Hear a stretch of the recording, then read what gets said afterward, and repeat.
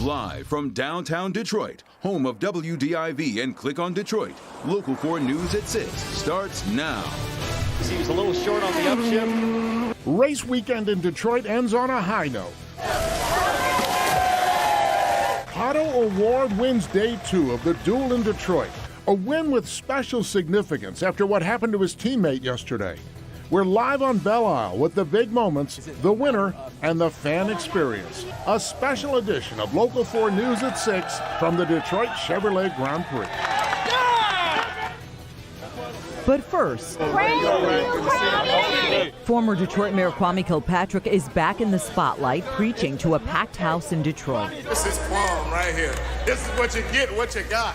I ain't trying to trick nobody, manipulate nobody. I ain't trying to cheat nobody. I ain't trying to do none of that. The light is on.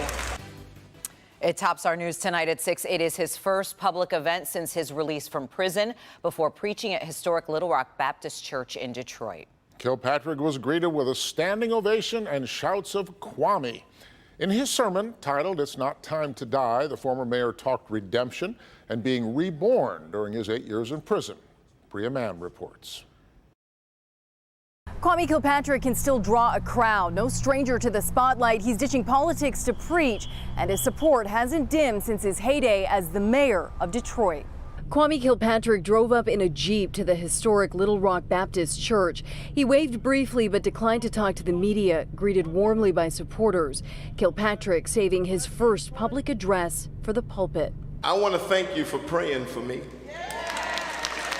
After serving 7 years of a 28-year prison sentence for corruption, Kilpatrick was released in January after former President Trump commuted his sentence.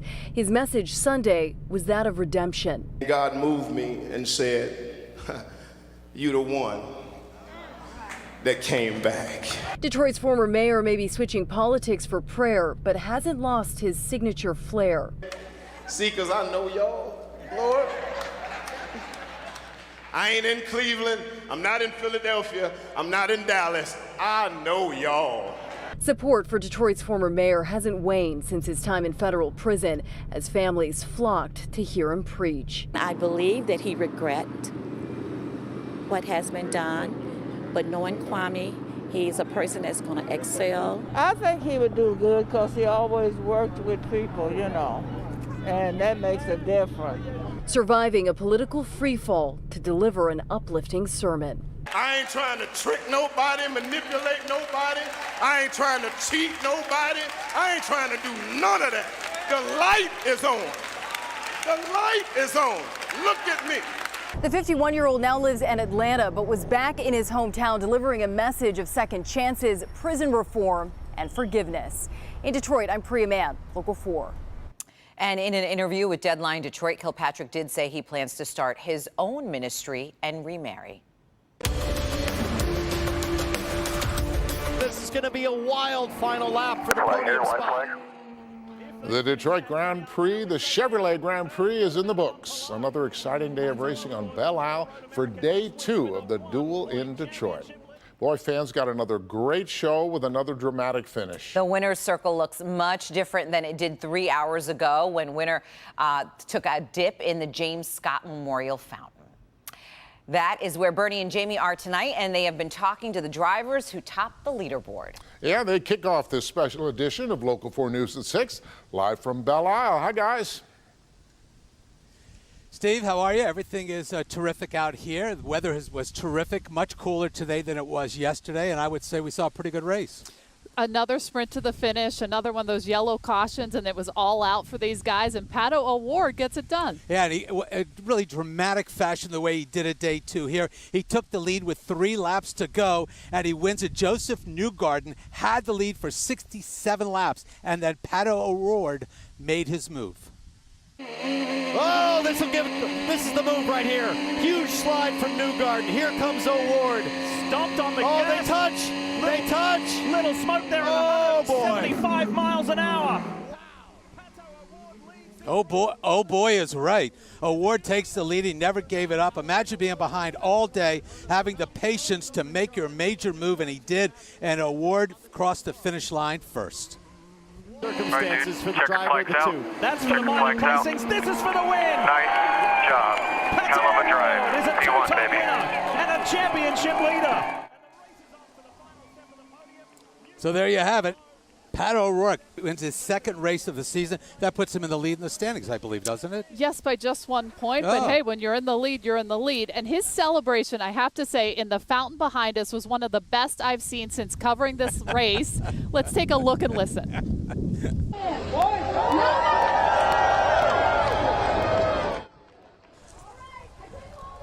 Pato O'Ward was splashing the fans. He was then joined by his teammates in the Scott Fountain. Think about this, a team just yesterday devastated by Felix Rosenqvist's crash. Today, on top of race 2 and on top of the NTT IndyCar Series standings, just 1 point over Alex Palou.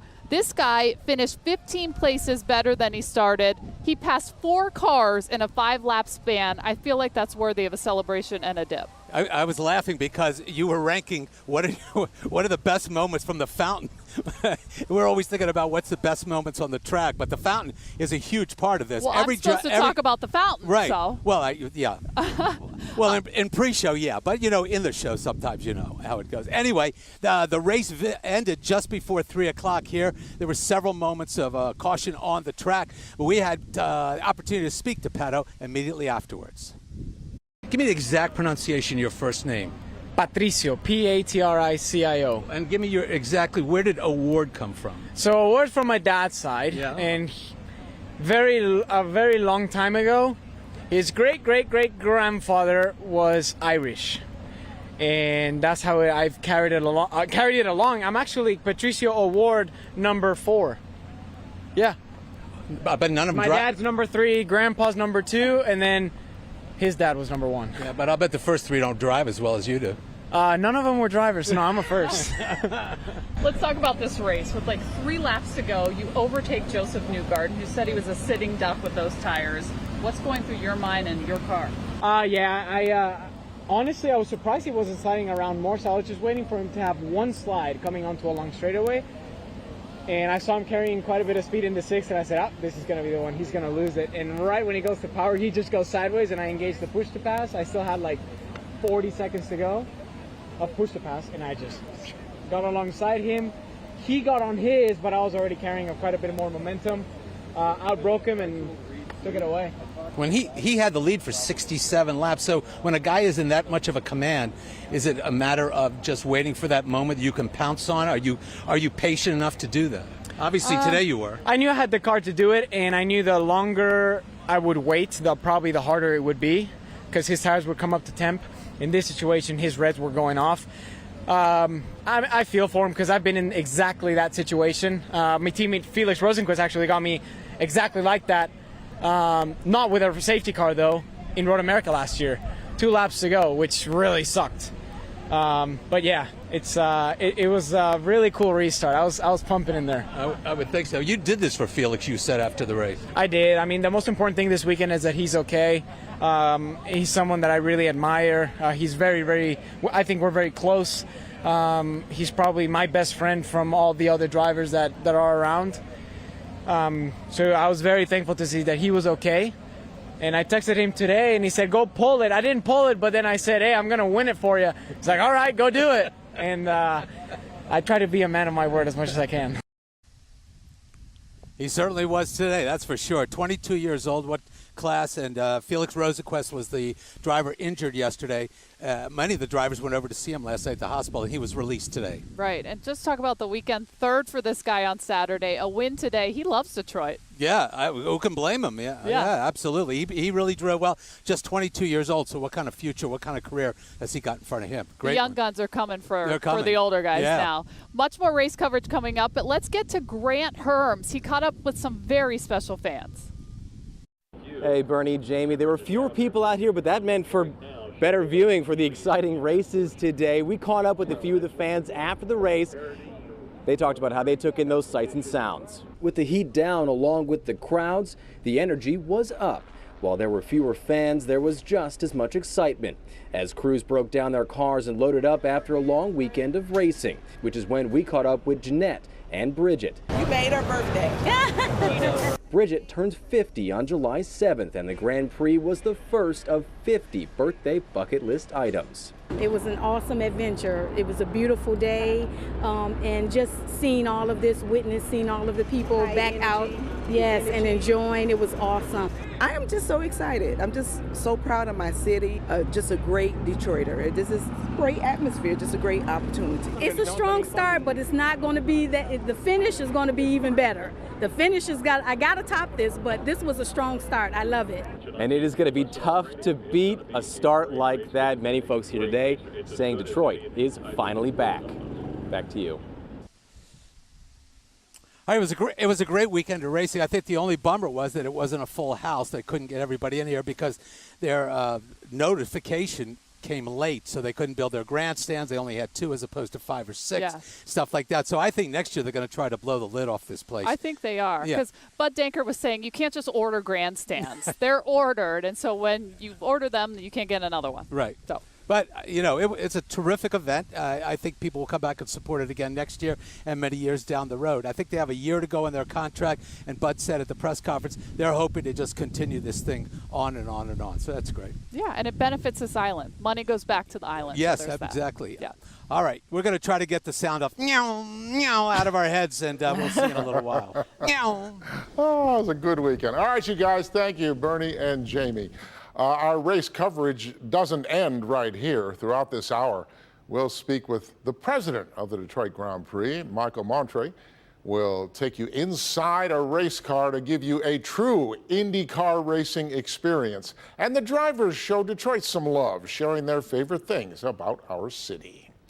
We have much more ahead here at 6. Let's go ahead and check in with Andrew.